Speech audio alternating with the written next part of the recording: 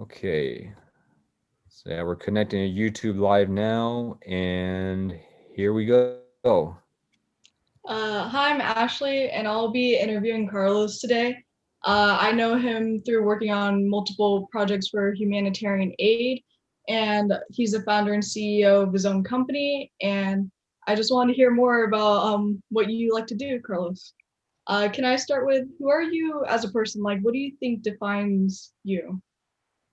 I think, well, it's always difficult to talk about yourself, but if I see the development of my life, I think a person that loves innovation, entrepreneurship, and I have been, one characteristic of my career have been that I have been between technology and social sciences, between technology and social issues, probably for the fact that I come from Venezuela and there is a lot of disparities and social challenges there, brought me to this career where, I have one foot into the technology area and one foot into the issues of, human rights, social challenges, and the like.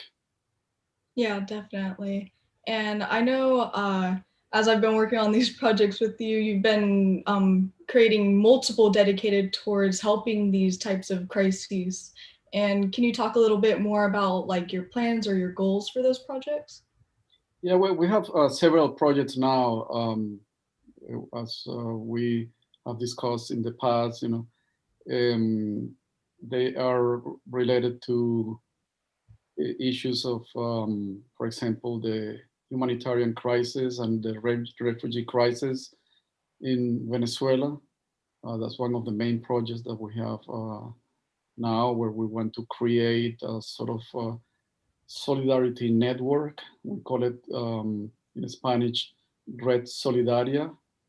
Basically, It's 6 o'clock. we are hoping to be able to bring a geolocalization application of social services in the area of Venezuela, Colombia, Ecuador, Peru, where there is 5.5 million Venezuelans as refugees, is has becoming the largest humanitarian crisis or refugee crisis of the world. Is going to surpass Syria, which is now the largest in the world. So we have that project of the Red Solidaria or Solidarity Network.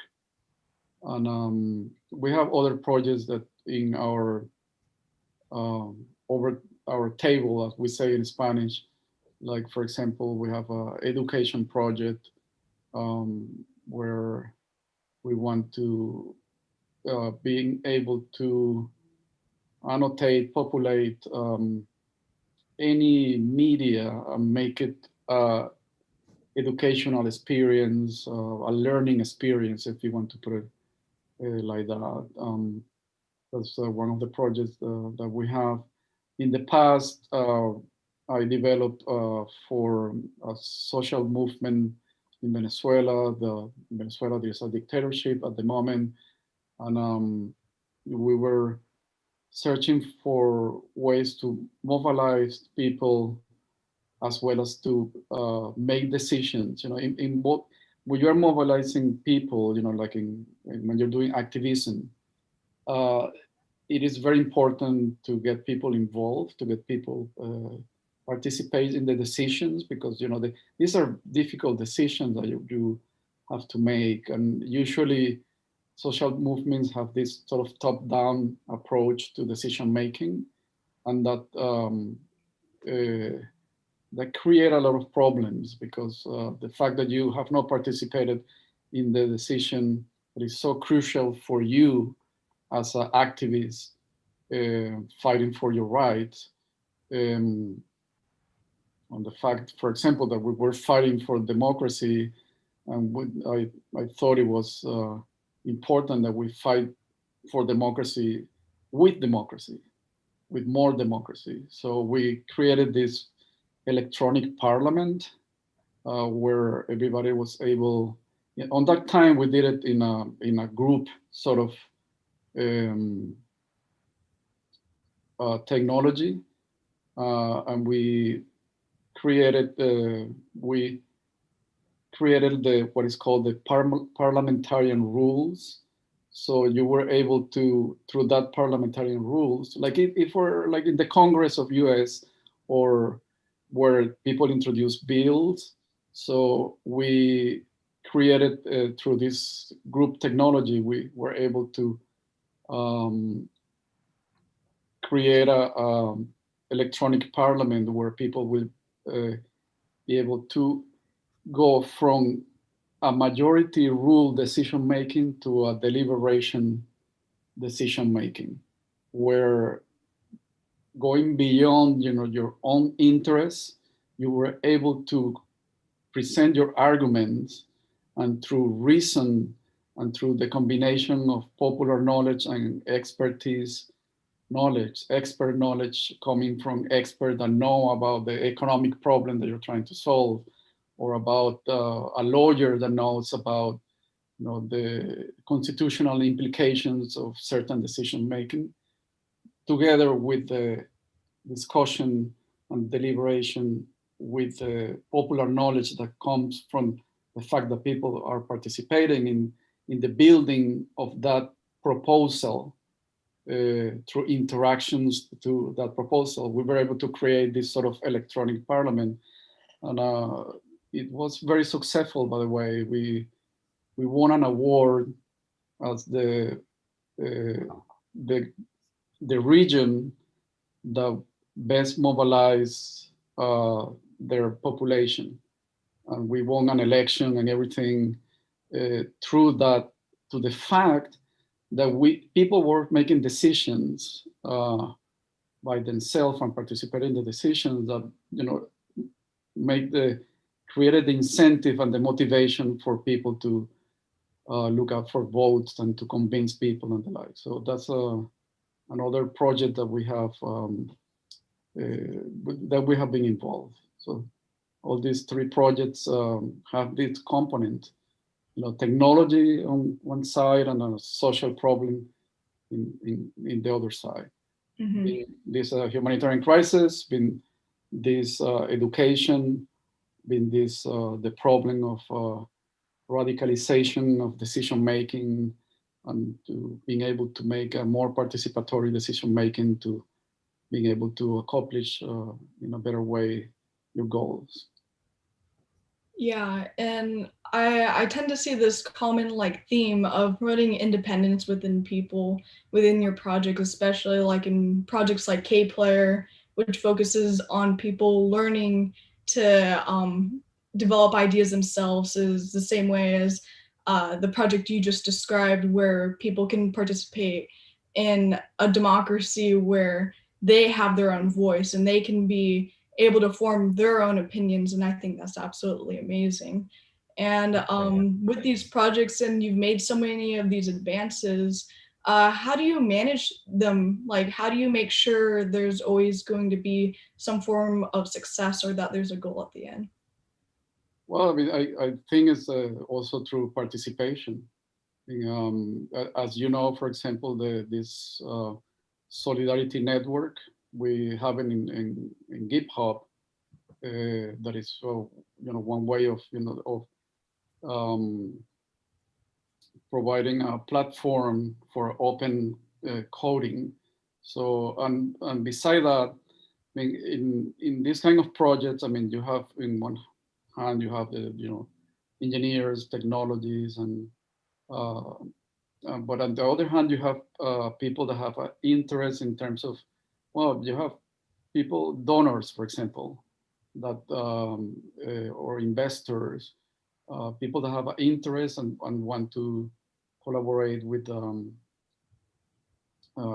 project. So I think a participatory approach, I mean, applying the same principle to the way we move, um, I think is very important. So Mm-hmm. it is that participation at the level of the project too that I think is able to provide us with certain success, definitely. Yeah, that's great. And so I have a question. So when did you start evolving to pursue your current set of goals? So what really began to push you towards this, and how did you experience change throughout your life and your approach like changing as you tackle these different projects? That's a very interesting question. Very interesting because I had an evolution. I got involved in Venezuela. There's no doubts about that because we confronted from the very beginning. This was 20 years ago, so probably even some of you were not born yet. But the we have a military um, who took power through coup d'etat initially. Then there came some elections, but the fact it was very clear for us that the it was a totalitarian approach to government, and soon after Chavez, I mean, it's a well-known figure, to power.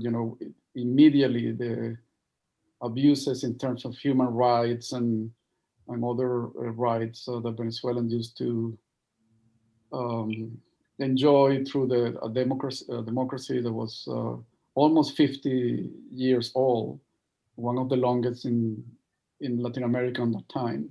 So I got involved, and I got involved. First, we have like a social movement, young people getting together to to join forces and fight for human rights and fight for uh, the freedoms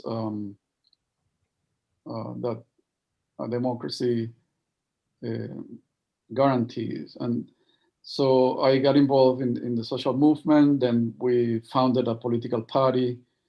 And but recently, I mean, I have been always like during the social movement and the political party, we developed this technology for a parliamentarian electronic parliament.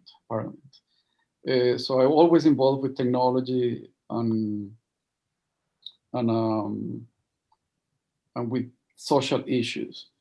But I before all this, I studied in the Stanford University here, and then after I went back to Venezuela, we got involved in the foundation of the political party.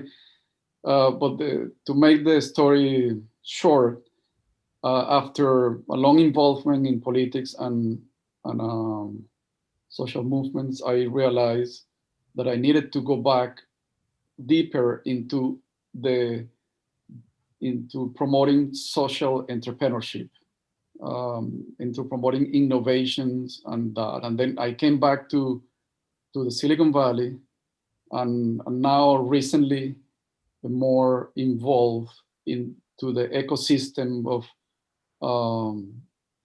the Silicon Valley, the venture capitalists, the entrepreneurial dynamics that the Silicon Valley brings. So that's my evolution from social movement, political party, and now emphasizing more, the development of technologies that will have a social impact.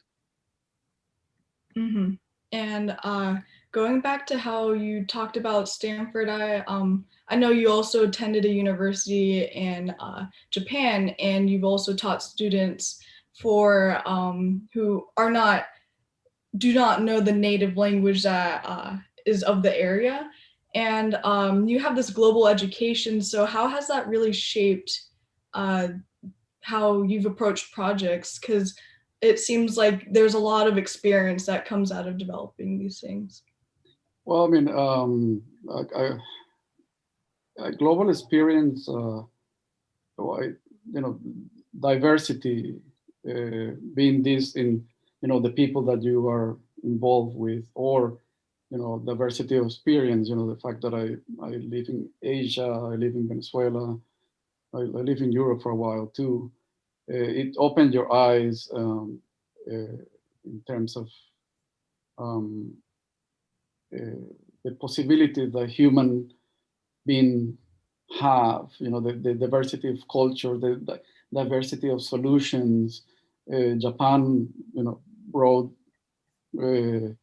this sort of, for example, gregarian way of innovating. We have in the Silicon Valley sort of more individual um, approach to the promotion of innovation. But in Japan, I mean, and that they are as innovative as we are. I mean, Japanese were able to patent more than any other country in the Office of Patenting in Washington. I mean, at certain point, Japanese were patenting 20,000 patents a year. And the closer country was Germany. And countries like Korea or Taiwan, they just reach 1,000 patents a year. So, and this gregarian approach to innovation is something that I was able to experience and I was able to see, and then you can apply that to other places. So one thing that I would say, of course, I mean, now in a pandemic, is not something that we can enjoy, but traveling is one of the greatest advice that I could give to people, because to know the diversity of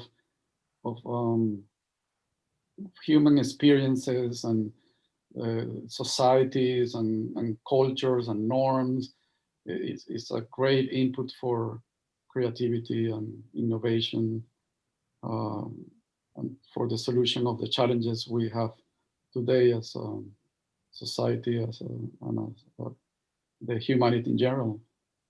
Definitely. Mhm.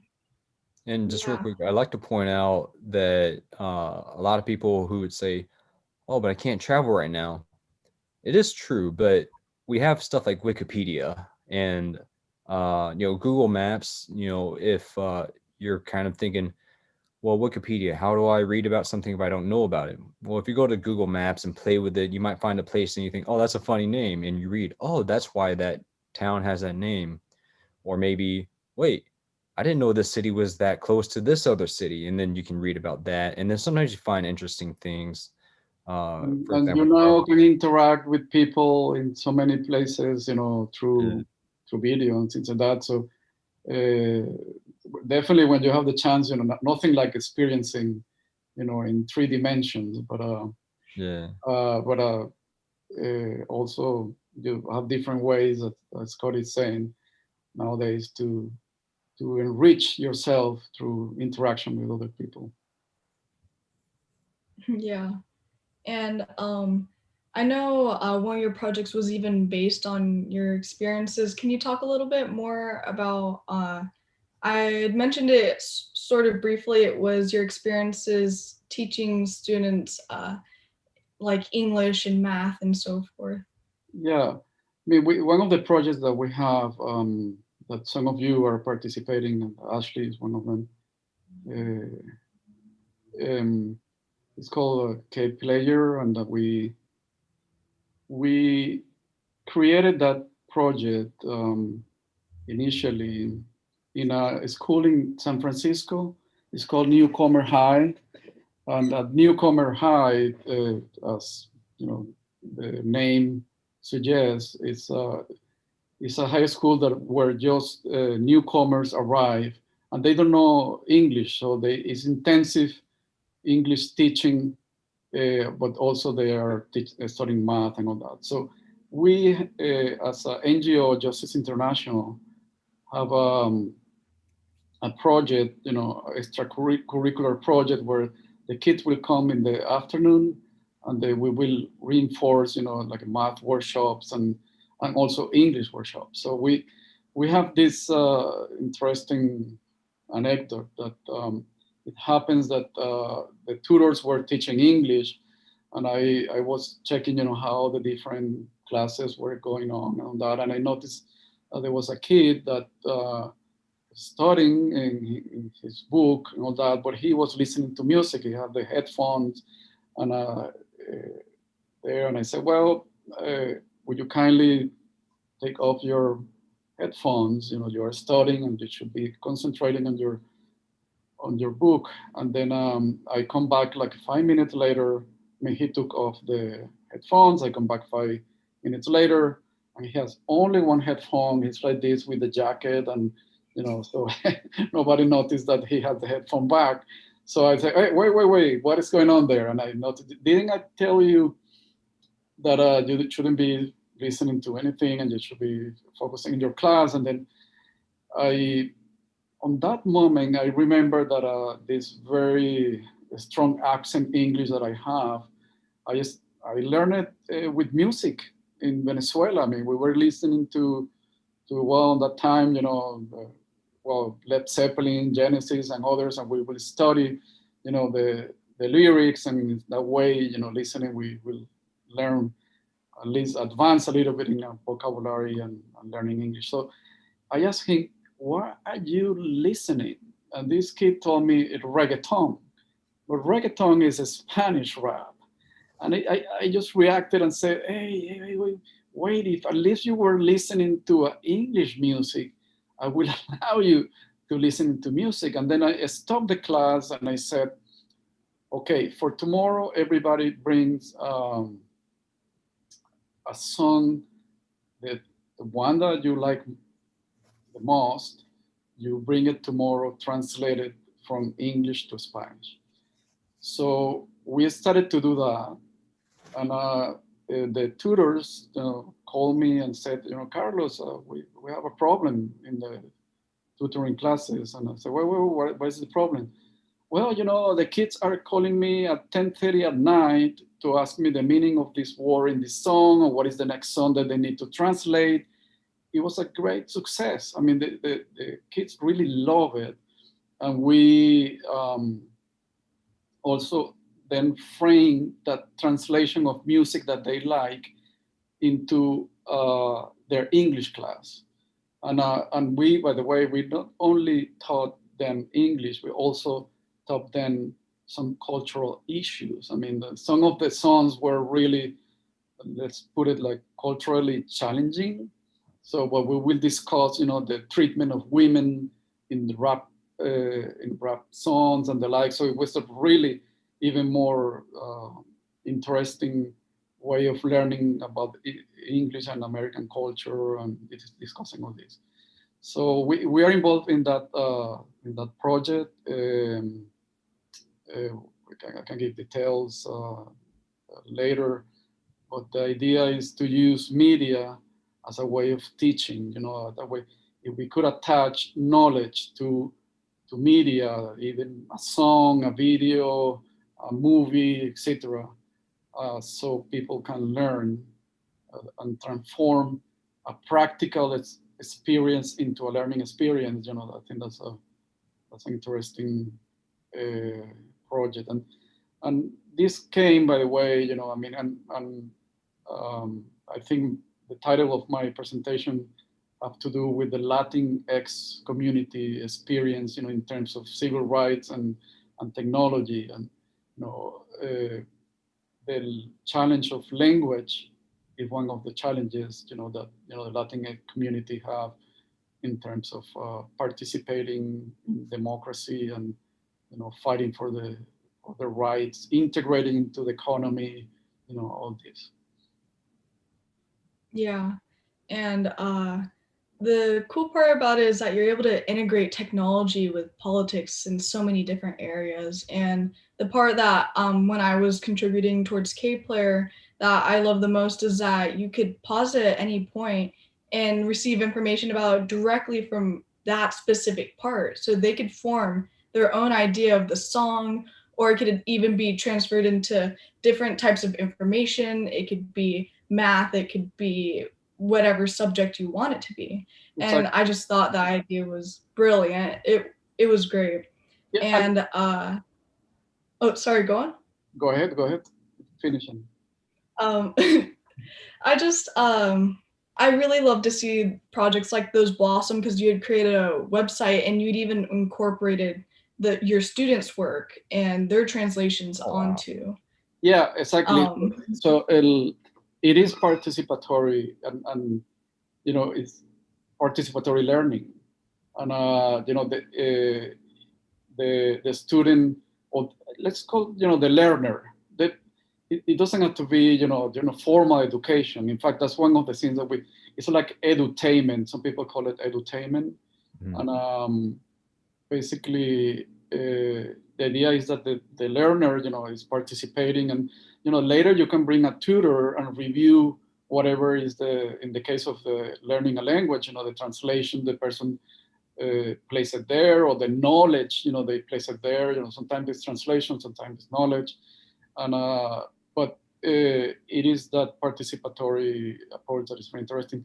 The name of that project at the beginning was Glean, which I didn't know in English. Glean means to little by little people uh, contribute with something. So we call it Glean it. And we might still, I mean, that part of gleaning, is very important. And by the way, one of the, when you are discussing about technology and social issues, it always comes to your mind the issue of automation. Okay, and other reason why we have this philosophy of promoting participation of people is because I mean, we want to have a humanistics approach to development. So it's true, we could, and we will use machine learning and all this. So the but so the our engine, our ontology, because that's called ontology. When you are creating knowledge, you're creating ontologies. So then you create a network of concepts, and so that ontology could be feed by the learning process, the automatic learning process. But we want to keep, humans in this participatory approach, and reinforce machine and human uh, um, uh, into this development process in terms of technology. So it's not just a moral um, uh, approach, um, or it's not just an efficiency approach. The fact that we are asking for people to participate is also a moral reason, and one reason to have to do with the fact that participating, you promote the dignity of human work, and you recognize people's contributions in this crucial challenge we have in terms of automation and human work.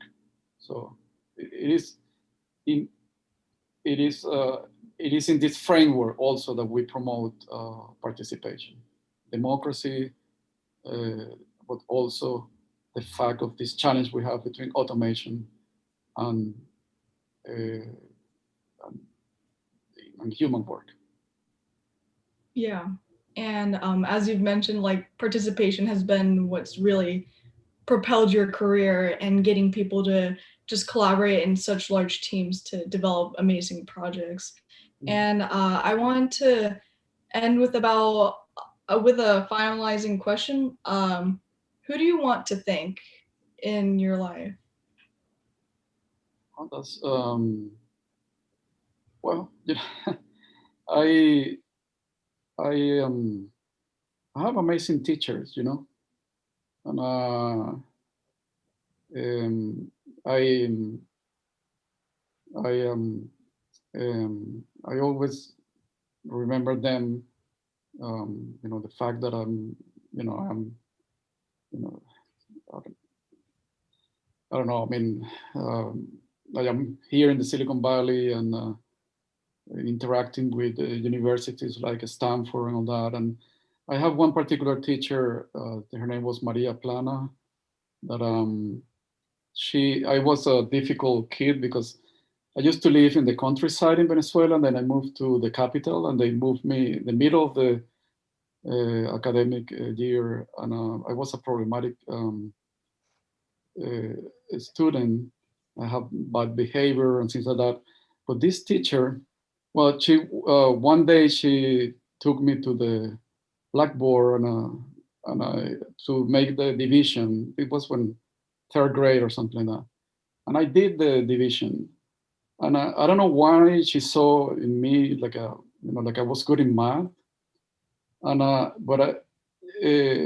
so she see what she did. She used to correct my history exams. She would erase that. That I put a date that was wrong. And correct it so I will get a better grade. So I believe that I was a good student. So in that way, I mean, it is crazy, and I tell this story, but she was brilliant. I mean, she made me believe that I was a good student. She moved me to the group of good students, and and she made a great and I was very good in math, and she, I mean, I study economics by the way, and things like that, and so she made me. I can say that. And the other two people that of course I want to send some, my parents. My parents, they were. My father was fought in the dictatorship, in the previous dictatorship we have. My mother brought food for the prisoners, the political prisoners in Venezuela. They were amazing activists, and they create a lot of social work. They help schools.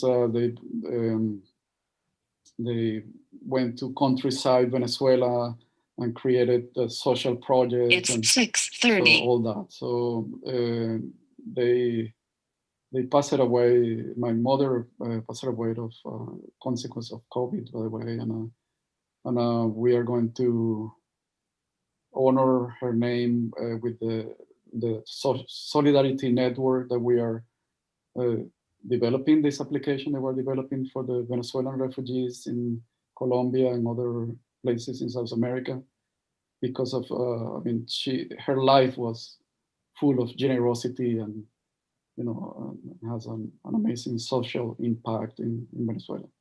So my teachers and my parents, I mean, I have a great debt with them. Yeah, Carlos, thanks And for sharing all that. yeah, it's Yeah, amazing what you're doing. yeah, I Yeah. it just well, it happens. I mean, how many people is in this situation now with the COVID pandemic? But I don't want to close with this. I mean, she have an amazing life, and Yeah. and I mean, everything social came from my parents, and that's a great example. And what we need to do is to honor them in the future. So Yeah. I also one thing.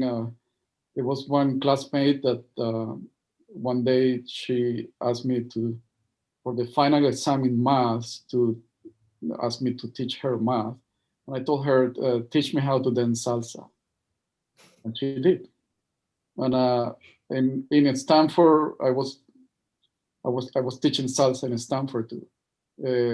I mean, it's a great joy.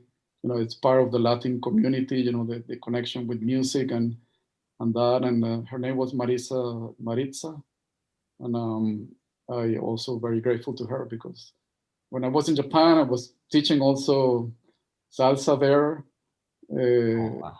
Yeah, and in Stanford, and here there's a place. It's a tapas place in Mountain View, and they put salsa music live, and I mean, that has been part of the joy of my life. The fact of salsa and soccer, of course. Every Saturday and Sunday, religiously, I play soccer. So Yeah. I don't play as well as I dance, by the way, but I wish, or I try. I keep trying. It's part of being in we enjoy so much, being, the Latin. By the way, there have been ex-presidents of Peru. We play sometimes in Stanford, and you play with ex-presidents, PhDs, and then people that come here and they work in restaurants. You play with all kind of people. It doesn't matter where they come from, and we have the greatest joy of all. We then go to downtown Mountain View, and when we were able to do that, and we have lunch all together, and that's a great part of me, and then of course of the community in general. Yeah, kind of bringing everyone together, like you talked about, through your apps and projects, and K Player, as Ashley mentioned, finding ways to connect people, and not just locally, but from around the world. And sometimes they end up on the same pitch with you. Exactly. Yeah, it's amazing. Yeah, So that's I think all cultures have their way of combining this individual, your individuality, but also your social, being, and I yeah, mean, the Chinese or Taiwanese culture or the Japanese culture, they have their way. I mean, they might get together around a karaoke or something like that. We do it in this way, and it's a yeah. great joy. And yeah, I have to thank Maritza because she taught me salsa. She passed the math exam, by the way. That's good. That was good too. Oh, that's great. Yeah, that's good. Yeah. It's an amazing thing. So yeah, so that's Well, cultures are like that. They have so yeah, many colors. So yeah. Teamwork as well among classmates. exactly. So Mhm. yeah. Um, Carlos, thank you for coming on. Thank you for spending so much time with us and telling us about your experience. For anyone who wants to connect with Carlos and help work on his projects, for example, K Player, the 3 projects he mentioned early on, we'll leave his contact information in the video description below. So definitely check that out. Feel free to reach out to him. yeah. And yeah, I guess Carlos, Ashley, would you like to close out with any last words? Well, just you can use my email, carlos at alumni.stanford.edu. It's All right. I chose Carlos, and I was lucky enough that nobody have everybody puts the last name, but I'm not the only Carlos that graduated from Stanford. But you can use that email, carlos at alumni.stanford.edu. All right. Yeah, we'll make sure to put that down there if anyone didn't catch it. Carlos at alumni.stanford.edu, but it will also be down below. Great, excellent. I just want to say thank you for the opportunity, and you guys are doing uh, great work. I mean, I read a little bit. I hope to keep uh, sharing with you guys. I mean, all these challenges and all these projects that are at the middle of technology and social issues. So, looking forward to participating in more on your projects and your ideas and your conference. So, just Yeah. let me know. Okay. Thank you. Thank you. And Ashley, any last words from you? Basically, I really enjoy being able to work on these projects, and I want to thank being able to talk to Carlos and working with Scotty all the time on so many things, because I've always enjoyed the intersection of social good and tech, alike Carlos, and I just look forward to keep working on these projects. All Great. right. Thank There you. you have it, everyone. We'll leave the contact information below, Carlos at alumni.stanford.edu. And definitely, if you're interested, reach out to him. and we look forward to seeing what you guys can build. And best of luck, everyone. Gracias.